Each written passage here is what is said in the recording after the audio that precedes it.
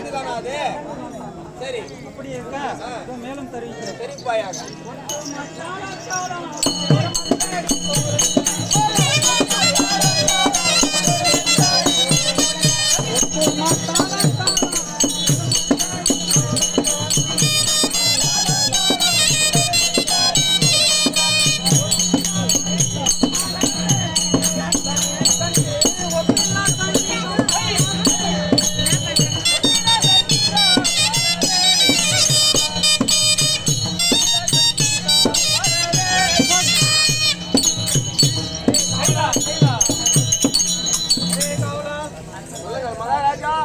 வரும்போது 32 மேலதாளங்களும் எவ்விதமாக கணீர் கணீர் என்று சொல்கின்றது பார்த்தாயா? பிரமாதமாக இருக்கிறது. அப்படியே காலத்தில் விழுந்தவன் 4 வேதங்கள் 6 சாஸ்திரங்கள் அவற்றையெல்லாம் கற்றுணர்ந்ததால் சாஸ்திர வல்லுவன் சகாதேவன் என்றும் அழைப்பார்கள். சாஸ்திர வல்லுவன் சகாதேவன் என்று அப்படி இருக்க. மேலும் நான் தெரிவிப்பது என்னவென்றால் இறந்த காலம் எதிர்காலம் என்பதாகும். ஆமா, அதாவது இந்த புத்தாலம் கிடைத்தது. சொல்லுங்கள். என்னுடைய தந்தையான பாண்டு மகாராஜா அவர்கள் இறக்கும் தருவாயில் எங்கள் அவர்கள் மைந்தராக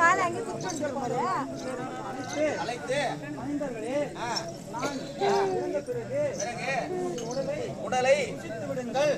அப்படி புசிக்கும் தருவாயில் உங்களுக்கு முக்காலத்தை உணரக்கூடிய ஞானம் கிடைக்கும் என்றார்.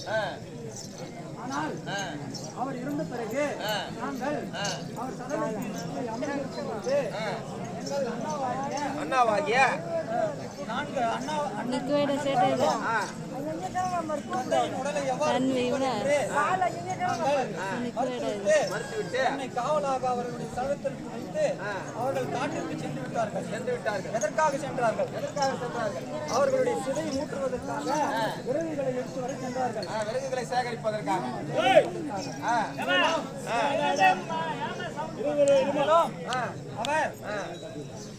அவர்களுடன் கிருஷ்ண பரமாத்மாவாகிய எங்கள் மாமா கிருஷ்ணரும் சென்றிருந்தார். கூட சென்று விட்டார். ஆமா, உன்னை ஒருவரே காவலாக வைத்து விட்டார்கள்.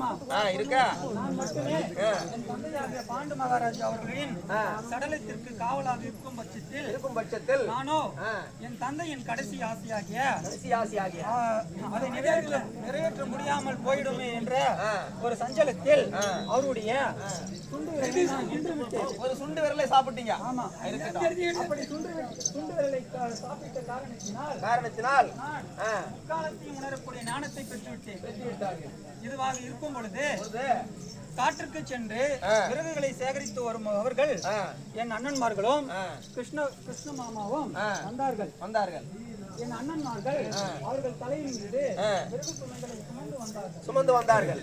என் மாமாவாகிய கிருஷ்ணரோ அவருடைய தலையின் மீது அந்த விறகு சமையை அமர்ந்து இல்லாமல் அந்தரத்தில் தவழ்ந்து வந்தது. அப்படியே தலைமையில உட்காராம அந்தரத்தில் பறந்து வருது. அந்தரத்தில் வந்தது உன்னுடைய மாமா தலைமையில மட்டும். ஆமா, அப்படி இருக்க அவர்களோ என் அண்ணன்கள் வந்து விறகு சமையை போட்டுவிட்டு அயர்ந்து சற்று ஓய்வெடுத்தார்கள். அதே வேளையில் கிருஷ்ண பரமாத்மாவோ அதே மாதிரி ஓய்வெடுத்தார். நானோ அவர்கள் தான் விறகு சுமைகளை உங்கள் தலையின் மீது சுமந்து வந்தார்கள்.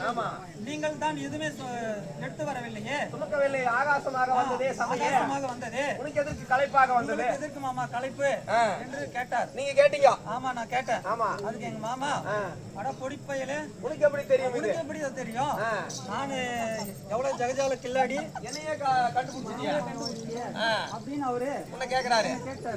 அதுக்கு நான் சொன்னேன், இது மாதிரி விஷயம் எங்க அப்பா சொன்னாரு, தெரியாம சாப்பிட்டுட்டேன். அந்த சுண்டு விரல சாப்பிட்ட விஷயத்தை சொல்லிட்டீங்க. ஆமா, சரி. அது மாதிரி தெரிஞ்சதுனால அதை சாப்பிட்டதுனால இந்த ஞானம் கிடைச்சிது அப்படின்னு சொல்றீங்க. ஆமா, அப்போ கிருஷ்ண பரமாத்மா எங்க மாமா இது என்னோட போச்சு.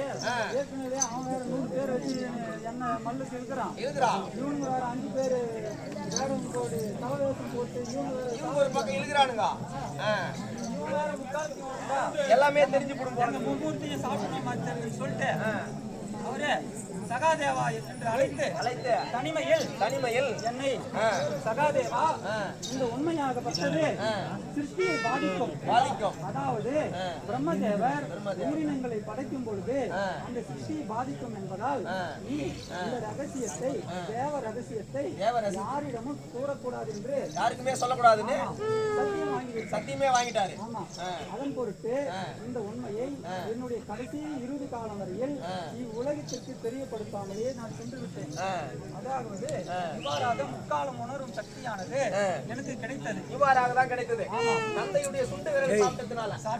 சரி, அடுத்ததாக மேலும் 4 வேதங்களை கற்றுணர்ந்து எவ்வாறு நான் தேர்ச்சி பெற்றேன் என்றால் 4 வேதம் என்பது ஒரு மனிதன் தன்னுடைய வாழ்நாளில் எவ்வாறாக வாழ வேண்டும், என்னென்ன நன்மைகளை செய்ய வேண்டும், அவற்றுக்குரிய தர்ம பலன்கள் என்ன, கர்ம பலன்கள் என்ன, அவற்றை எல்லாம் எடுத்துரைப்பது வேதமாகும். இந்த வேதம் பிறந்தது எவ்வாறு என்றால் கனகாதி முனிவர் என்று 4 முனிவர்கள்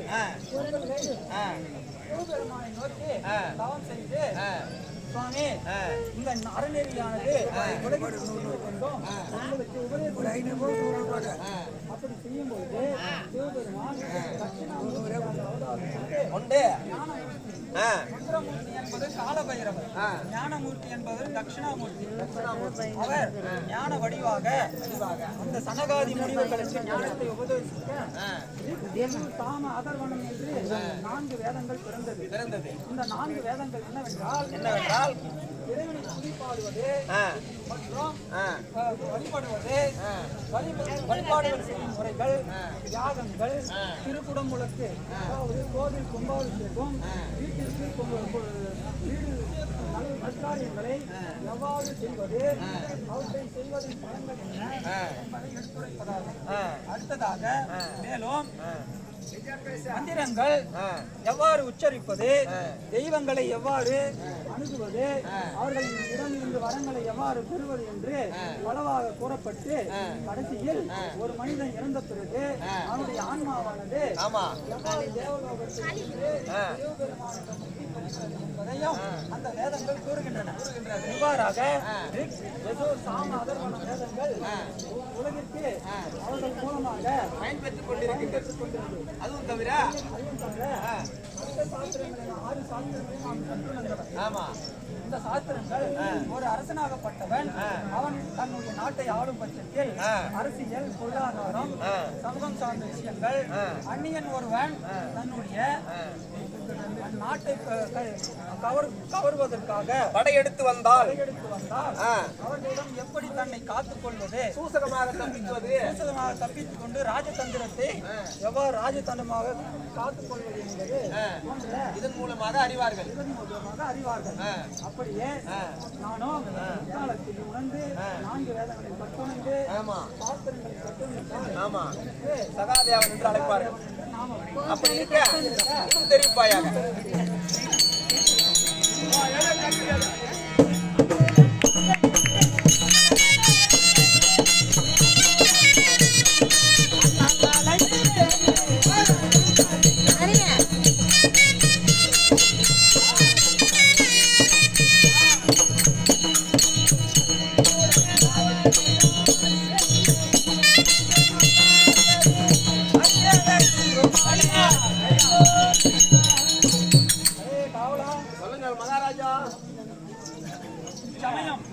என்னுடைய அருமை பெருமைகளை தெரிந்து கொண்டாயா? தெரிந்து கொண்டேன். தர்மராஜானவர் ஏதோ அவசர ஆலோசனை காரணமாக திருவடிகளை நான் தரிசிக்க வேண்டும். அப்படி ஆகட்டும். அழைத்து வரட்டுமா? அண்ணன் அழைத்து வரட்டுமா? மனைவி அழைக்கட்டுமா முதல்ல? அப்புறமா அண்ணனே பாத்துக்கலாம். சரி, அப்படி ஆகும்.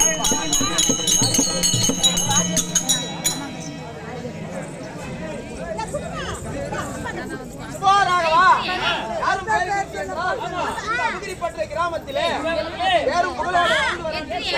சொல்லக்கூடிய துணைத் தலைவர் ஆமா மாசிலாமணி அண்ணன் மாசிலாமணி அவர்கள் அவருடைய புதல்வர் ஓ ராஜசேகர் அவர்கள் ஆ முதல் முறையாக ஆ சகாதேவன் வேஷம் தரித்து வந்திருக்கிறார் என்று ஆமா அவருடைய தாய்மாமன் அவர்கள் ஆ காட்டுவெங்கட்டாபுரம் செல்வம் பால்கார் அவர்கள் ஓஹோ இந்த மலர் மாலையை பொன் மாலையாகவும்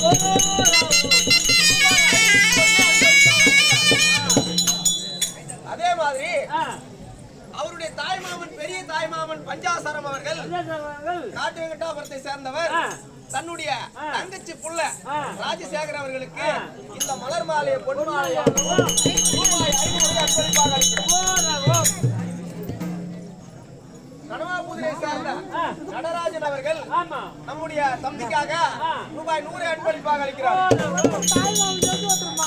காட்டு வெங்கடாபுரம் குணசேகரன் அவர்கள் மச்சாமுல்லை சகாதேவனாக வேஷம் தரித்து வந்திருக்கிறார் என்று ரூபாய் 200 அன்பளிப்பாக அளிக்கிறார். நம்ம அபூரிப்பட்டை கிராமத்திலே மோகன கிருஷ்ணன் அவர்கள் தன்னுடைய மச்சான் அவர்கள் முதல் முறையாக சகாதேவனாக வேஷம் தரித்து வந்திருக்கிறார் என்று ரூபாய் 100 அன்பளிப்பாக அளிக்கிறார்.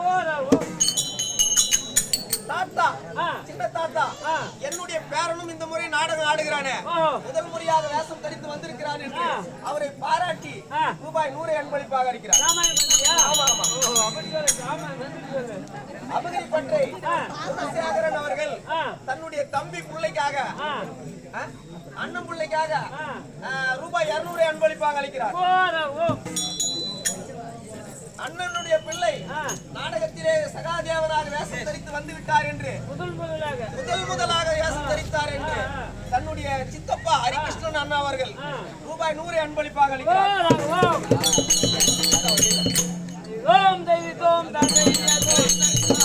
இப்பொழுது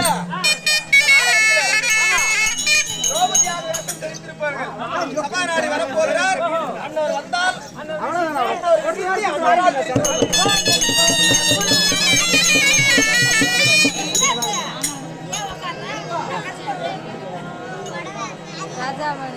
இதே வேலை வாங்கிக்கிறீங்களா?